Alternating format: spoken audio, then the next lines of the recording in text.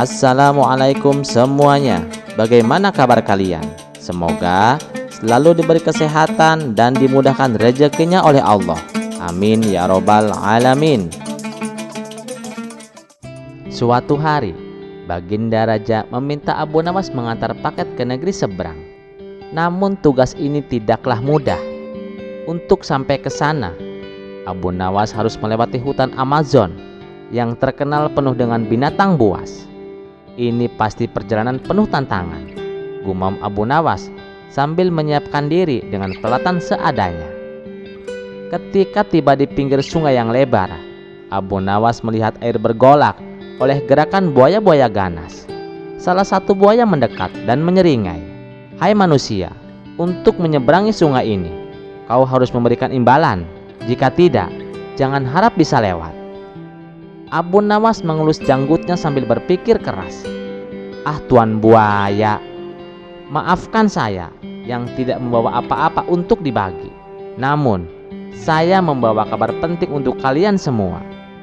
Buaya yang penasaran mengerutkan alisnya. "Kabar penting apa itu?" Abu Nawas melirik buaya-buaya lain yang mulai mendekat. Dengan suara lantang ia berkata, "Raja buaya di negeri seberang mengadakan sensus. Semua buaya harus dihitung jumlahnya. Kalau tidak, kalian dianggap tidak ada dan diusir dari sungai ini." Buaya-buaya saling pandang. Wajah mereka berubah panik.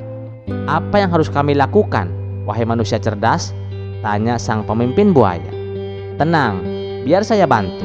Kalian berbaris memanjang dari sini ke seberang sungai, supaya saya bisa menghitung kalian dengan mudah," ujar Abu Nawas dengan nada penuh keyakinan. Tanpa pikir panjang, buaya-buaya itu langsung berbaris sesuai perintah. Abu Nawas melangkah ke punggung buaya pertama sambil menghitung keras. 1, 2, 3, hingga akhirnya ia sampai ke seberang sungai. Sesampainya di sana, ia melambaikan tangan sambil berteriak, "Terima kasih, kalian sudah sangat membantu. Semoga sensusnya lancar." Buaya-buaya itu melongo, menyadari bahwa mereka telah tertipu. Tapi Abu Nawas sudah jauh dan tak terkejar.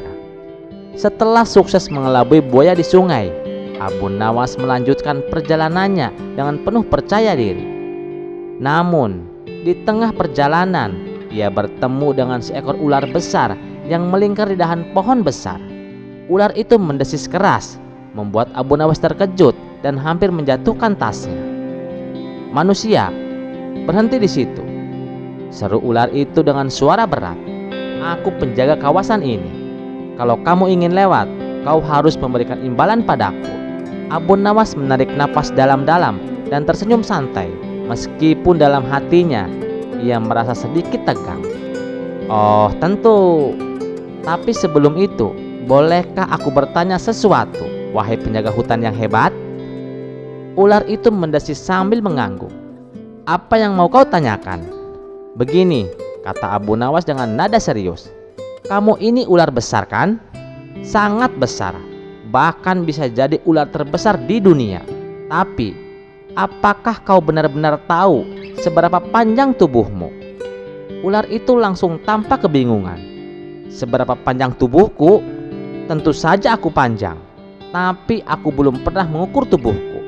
"Ah, ini dia masalahnya," kata Abu Nawas sambil mengangguk-ngangguk bijak.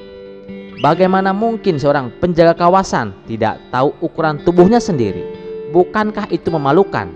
Aku bisa membantumu mengukur tubuhmu agar kamu lebih dihormati oleh hewan-hewan lain." Ular itu langsung merasa tertarik. "Kau bisa mengukur tubuhku? Bagaimana caranya?" "Gampang sekali," jawab Abu Nawas sambil melangkah mendekat. "Kau hanya perlu meluruskan tubuhmu di tanah, dan aku akan menghitung panjangnya dengan langkah kakiku." "Baiklah," kata ular itu, langsung meluncur turun dari pohon dan meregangkan tubuhnya di tanah, berusaha meluruskan setiap sisinya. "Sekarang hitunglah." Abu Nawas mulai berjalan di sepanjang tubuh ular itu, menghitung dengan suara keras. 1, 2, 3, hingga tiba di ujung ekornya. Ia berhenti sejenak, lalu berteriak dengan panik, "Tunggu, ujung tubuhmu bergerak sedikit. Ular sebesar ini harus lurus sempurna. Cepat luruskan lagi." Ular itu panik dan sibuk meluruskan tubuhnya. Ketika ular sedang sibuk memperbaiki posisinya, Abu Nawas dengan cepat melangkah melewati tubuh ular itu dan melanjutkan perjalanannya. Sebelum ular sadar apa yang terjadi, Abu Nawas sudah jauh meninggalkan tempat itu. Dari kejauhan, Abu Nawas melambaikan tangan sambil berteriak, "Terima kasih atas kerjasamanya, wahai ular penjaga hutan. Jangan lupa, ukur tubuhmu sendiri di lain waktu." Ular itu hanya bisa melongo, menyadari bahwa ia baru saja ditipu oleh manusia yang cerdik itu. Kisah selanjutnya. Pada suatu malam yang tenang di kota Baghdad, langit terlihat begitu cerah, bintang-bintang berkelip indah. Namun tiba-tiba sebuah cahaya terang melesat di langit, bergerak dengan kecepatan luar biasa, membuat langit malam yang damai menjadi gempar. Orang-orang yang melihatnya mulai berteriak panik. Apa itu? Sebuah burung besar raksasa atau sihir? Teriak seorang pedagang. Jangan-jangan itu adalah malaikat pembawa malapetaka, seru yang lain. Namun, di tengah kekacauan itu, Abu Nawas yang sedang duduk santai di kedai teh malah tertawa kecil. Itu bukan malaikat, dan itu juga bukan sihir, kata Abu Nawas sambil meminum tehnya dengan tenang. Nah, ini adalah kesempatan untuk petualangan, gumam Abu Nawas. Segera Abu Nawas memutuskan untuk menyelidiki fenomena tersebut. Dengan cepat, ia berlari keluar dari kedai teh dan mengikuti cahaya yang semakin jauh dari angkasa. Meskipun banyak orang yang ketakutan dan enggan ikut serta, Abu Nawas tidak gentar. Ia percaya bahwa kecerdikannya bisa menyelesaikan masalah ini. Dengan cerdik ia melibatkan beberapa teman yang tidak terlalu berani untuk ikut mengejar UFO tersebut. Akhirnya setelah berjam-jam berlari, mereka tiba di luar kota di mana cahaya itu terlihat mendarat. Sesampainya di tempat itu, mereka menemukan sebuah benda berbentuk aneh yang mengeluarkan cahaya lembut, tampak seperti pesawat luar angkasa atau apapun itu. Abu Nawas yang selalu memiliki cara untuk mengendalikan situasi melangkah maju dengan penuh keberanian. "Ini pasti sesuatu yang luar biasa," katanya dengan senyum lebar. "Mari kita dekati dan lihat apa yang terjadi." Dengan hati-hati Abu Nawas mendekati benda itu. Tak lama setelah itu, sebuah suara asing terdengar dari dalam benda tersebut, seperti suara gema yang datang dari tempat yang jauh. "Kami datang dari dunia yang jauh," kata suara itu dalam bahasa yang tidak dimengerti oleh orang-orang. "Ah, sebuah teka-teki," pikir Abu Nawas. "Mari kita selesaikan." Tanpa ragu, Abu Nawas melontarkan beberapa pertanyaan pintar yang sudah disiapkan sebelumnya. "Siapa kamu? Dari mana asalmu? Dan apa tujuanmu di sini?" Tiba-tiba sebuah tampilan holografik muncul di depan mata mereka, menampilkan gambar makhluk asing yang tampak kebingungan. "Kami adalah penjelajah dari galaksi yang jauh. Kami mencari pengetahuan, dan kami tertarik dengan kebijaksanaan umat manusia." Abu Nawas tersenyum karena ia tahu ini adalah peluang besar untuk menguji kecerdasannya. "Jika kalian mencari pengetahuan," kata Abu Nawas, "maka mari kita lakukan sebuah ujian. Kami manusia memiliki banyak kebijaksanaan, tapi apa kalian bisa menyelesaikan teka-teki ini?" Makhluk asing itu setuju, dan Abu Nawas mengajukan teka-teki yang sederhana tapi cerdik. Apa yang datang setiap hari tanpa meminta izin, bisa menghilang kapan saja, tapi tidak pernah bisa dilihat. Makhluk asing itu terdiam, berusaha memecahkan teka-teki.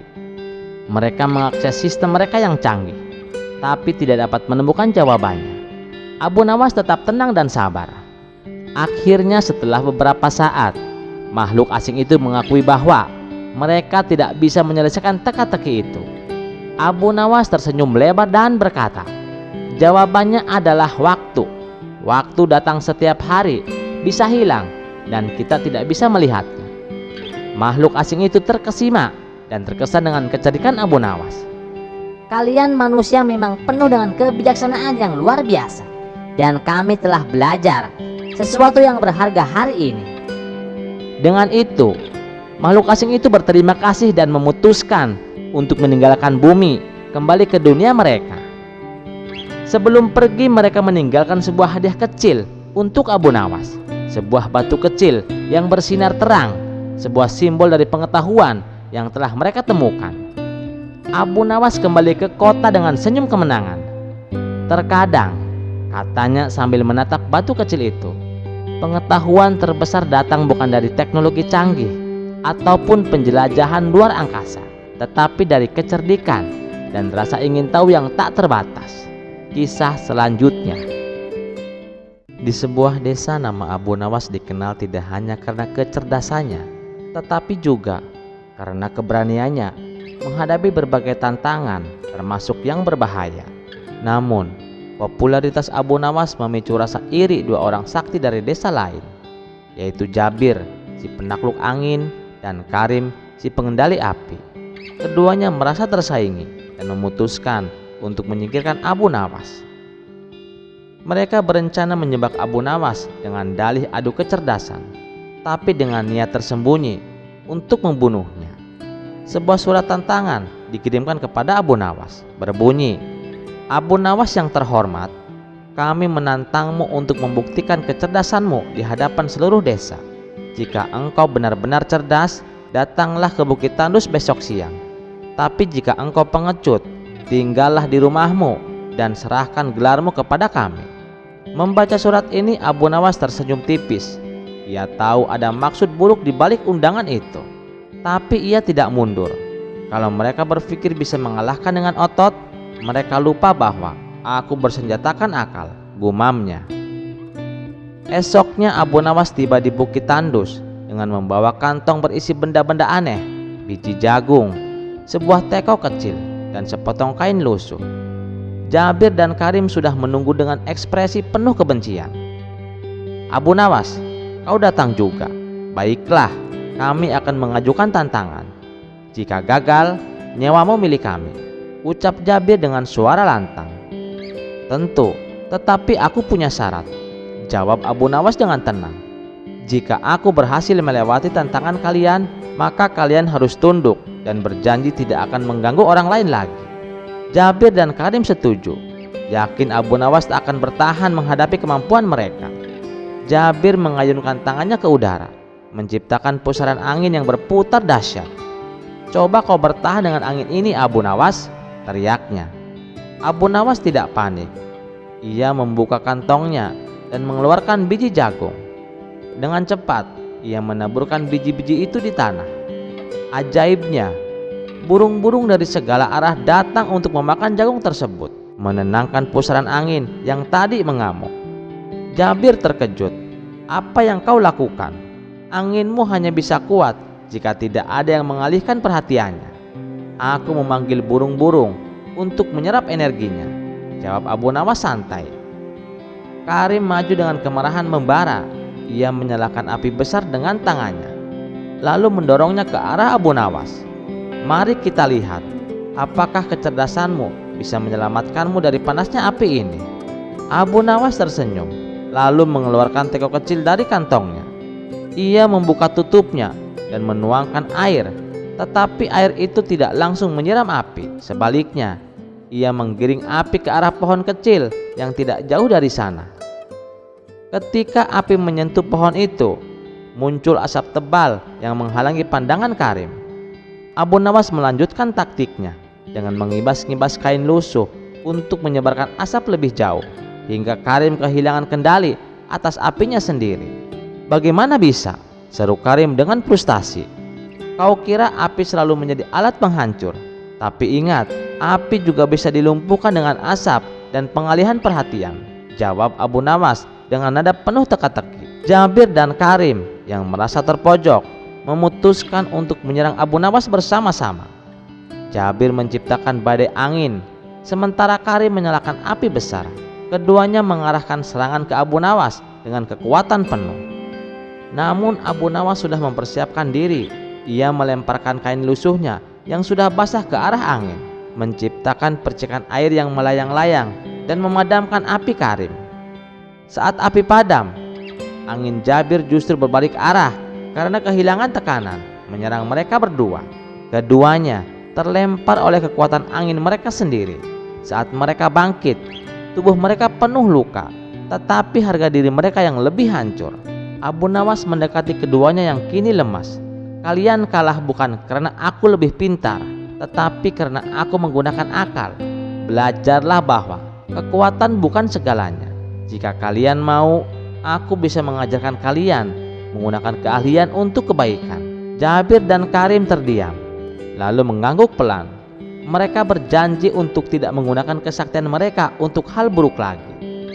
Sejak saat itu, desa Abu Nawas kembali damai, dan kisah ini menjadikan pelajaran bahwa kecerdikan dapat mengalahkan kekuatan. Dimanapun kisah ini diceritakan, nama Abu Nawas semakin harum sebagai simbol keberanian, kecerdasan, dan keadilan. Kisah selanjutnya. Di suatu desa terpencil, hiduplah seorang pemuda bernama Abu Nawas. Setiap hari Abu Nawas sibuk mencari kayu bakar di bawah terik matahari. Hasil kayu bakar itu kemudian dijual untuk memenuhi kebutuhan hidupnya. Karena sering terkena sinar matahari, sampai-sampai kulitnya berubah hitam legam. Suatu hari saat Abu Nawas sedang beristirahat di bawah pohon besar, setelah seharian bekerja, matanya tertuju pada seorang wanita cantik yang sedang lewat. Wajahnya bercahaya bagaikan bulan purnama. Abu Nawas jatuh hati seketika. Namun wanita itu bukan sembarang wanita. Ia adalah putri seorang raja yang terkenal dengan kecantikan dan kewibawaannya.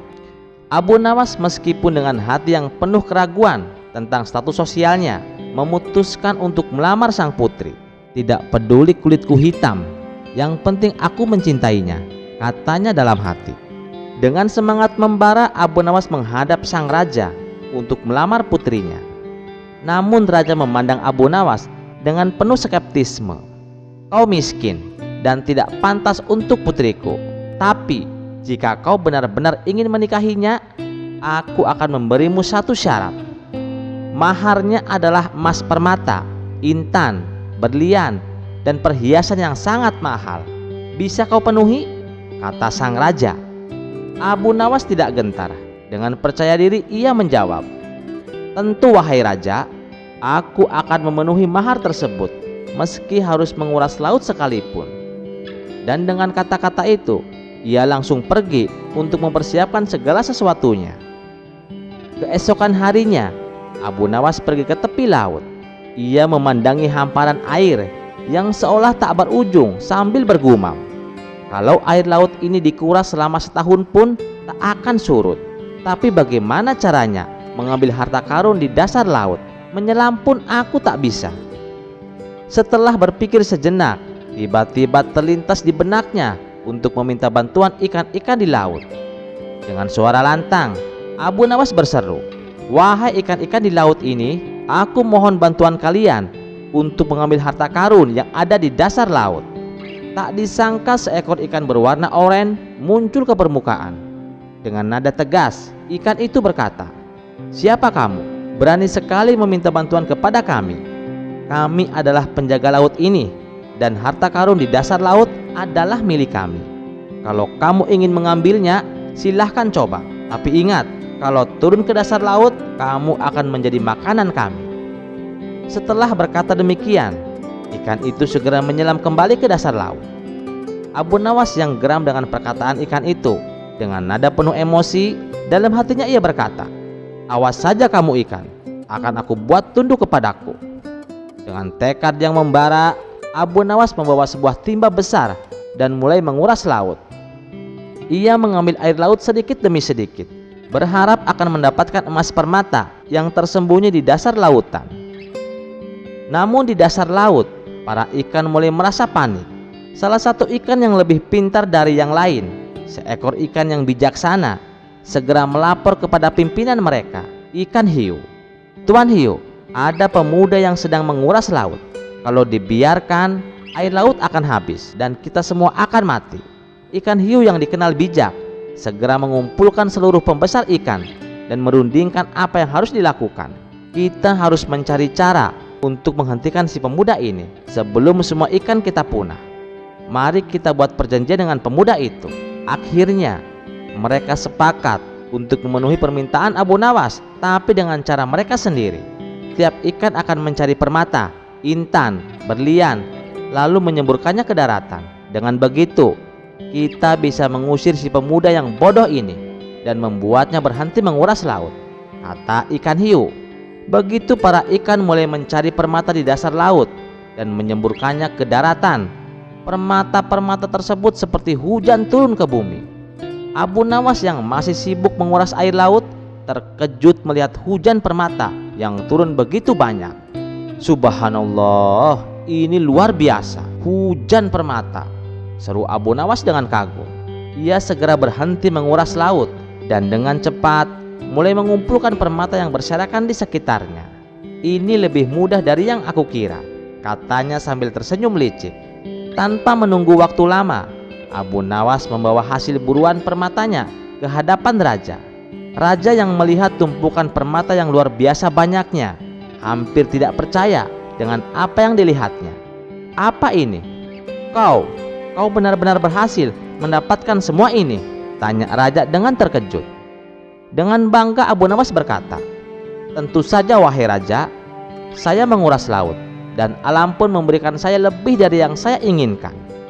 Raja terperangah dan tak lama kemudian ia menyetujui lamaran Abu Nawas. Baiklah, kau memang cerdik, kau bisa menikahi putriku, kata raja akhirnya. Dengan begitulah Abu Nawas berhasil menikahi putri raja dan hidup bahagia selamanya. Namun yang tidak diketahui sang raja adalah bahwa Abu Nawas sebenarnya tidak menguras laut sama sekali. Ia hanya mengandalkan kecerdikannya, dan para ikan yang ketakutan memutuskan untuk memberikan permata kepada Abu Nawas sebagai solusinya. Kisah selanjutnya. Pada suatu hari, Abu Nawas memutuskan untuk melakukan perjalanan ke sebuah negeri yang penduduknya dikenal tidak meyakini keberadaan Tuhan.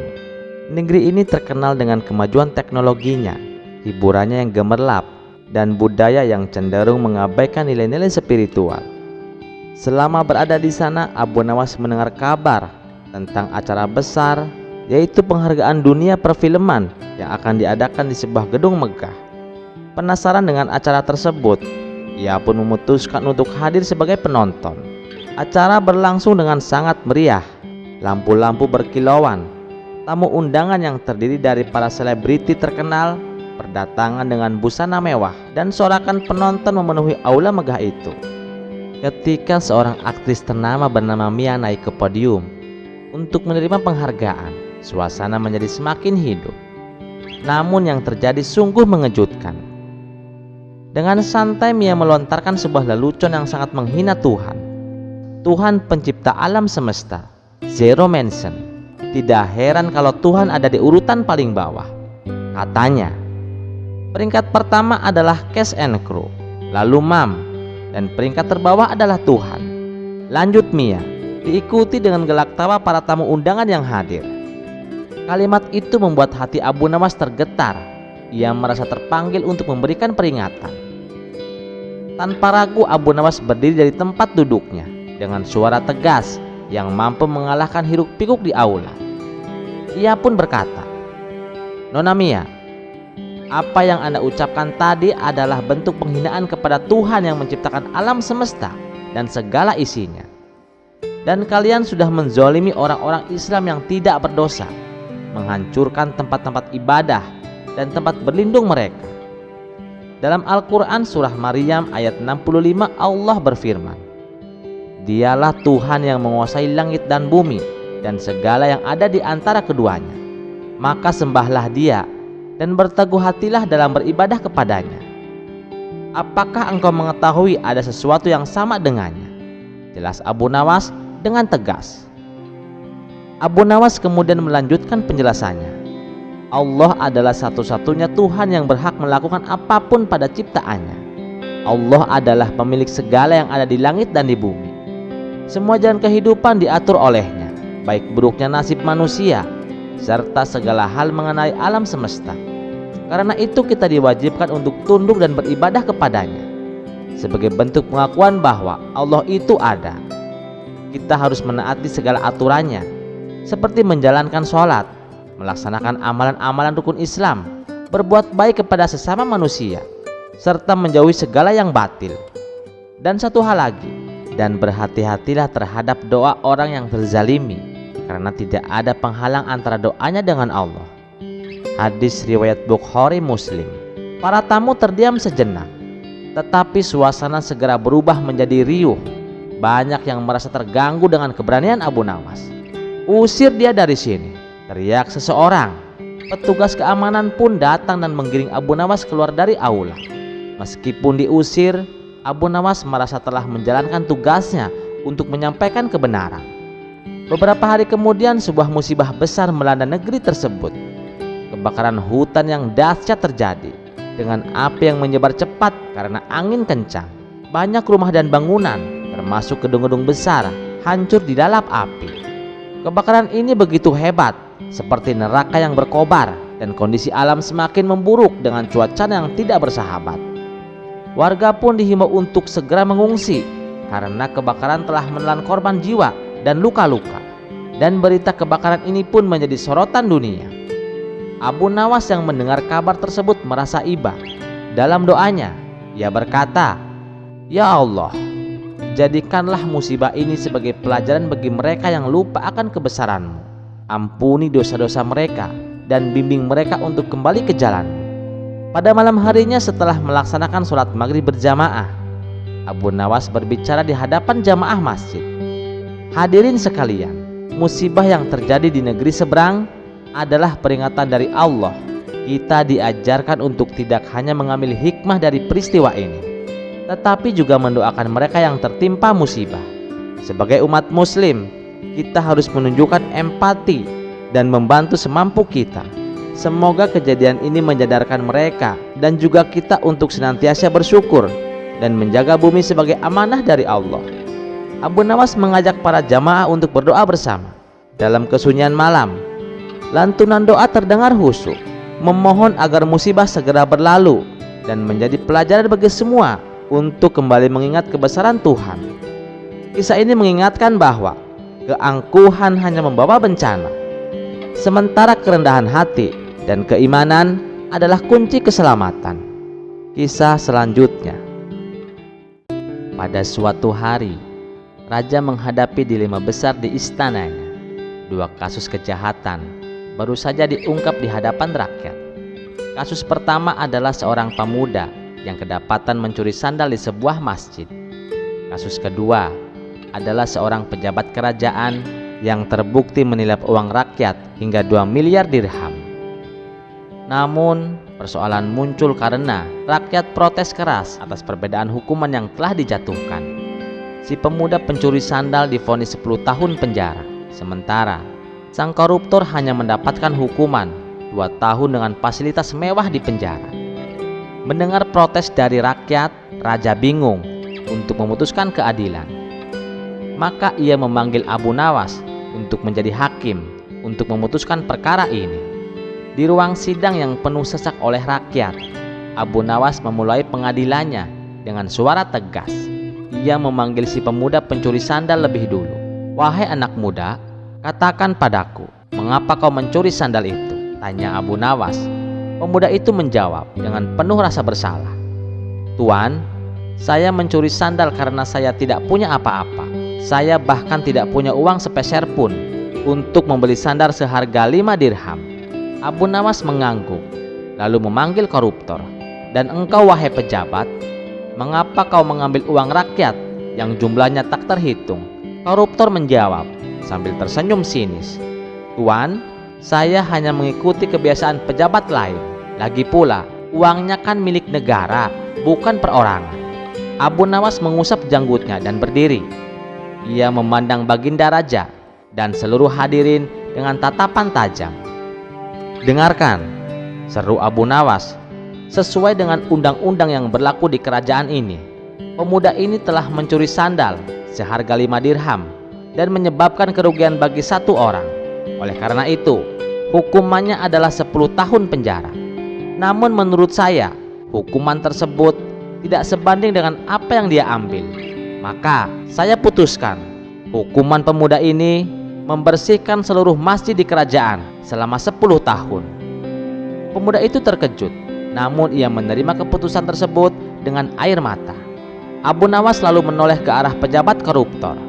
Adapun engkau, wahai pejabat, kau telah mencuri 450 juta dirham dari uang rakyat. Jika dihitung berdasarkan jumlah penduduk kerajaan yang mencapai 282 juta orang, maka setiap individu telah dirugikan sekitar 2 dirham. Menurut undang-undang, hukumannya adalah 6,5 tahun penjara. Namun, efek dari pengkhianatanmu telah merusak kepercayaan seluruh bangsa. Oleh karena itu, saya putuskan hukumanmu adalah dikurung seumur hidup di ruangan gelap tanpa fasilitas apapun. Rakyat pun bersorak-sorai mendengar keputusan tersebut. Sementara koruptor yang sombong itu langsung merasa lemas dan tak berdaya. Setelah sidang usai, Baginda Raja memuji kebijaksanaan Abu Nawas. Engkau tidak hanya memberikan hukuman yang adil, tapi juga memberi pelajaran bagi seluruh rakyat. Abu Nawas tersenyum sambil berkata, keadilan bukan tentang angka wahai Baginda. Keadilan adalah tentang bagaimana hati merasa lega dan kepercayaan rakyat tetap terjaga. Sejak itu Abu Nawas semakin harum sebagai hakim yang cerdik dan adil. Sementara kerajaan pun semakin dihormati oleh rakyatnya. Kisah selanjutnya. Di tengah gemerlap kota Baghdad yang kaya akan budaya dan sejarah, ada sebuah sungai yang terkenal dengan keindahannya yang memukau. Dengan airnya yang jernih dan angin sepoi-sepoi, membuat siapa saja yang datang merasa ingin berlama-lama di sungai itu. Setiap hari, ribuan orang datang untuk menikmati pemandangan atau sekedar bermain air. Namun, ada satu masalah yang mengguncang ketenangan sungai tersebut. Tiba-tiba buaya besar muncul ke permukaan. Orang-orang yang sedang bermain air berlari ke darat dengan suara teriakan yang membuat suasana semakin mencekam. Sore harinya, Baginda Raja yang mendengar kabar tentang teror buaya tersebut merasa sangat marah.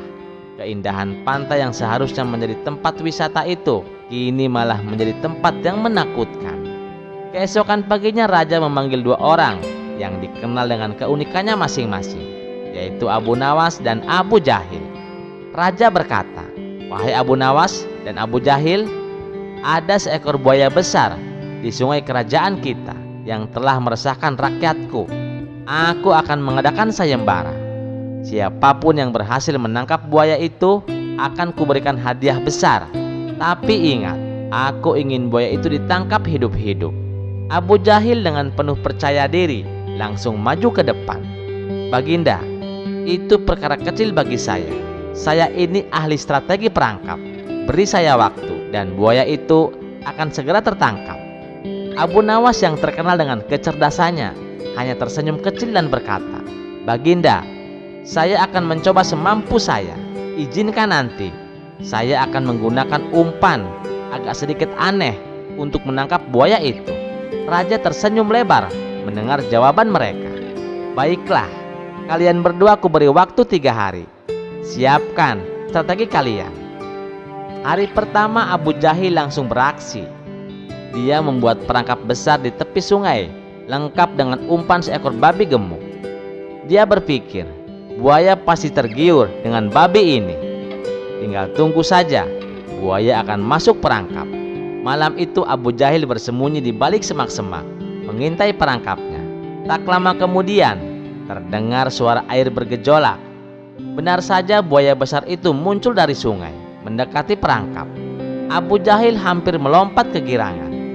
Namun saat buaya melihat umpan babi itu, ia berhenti dan berbicara dengan suara berat.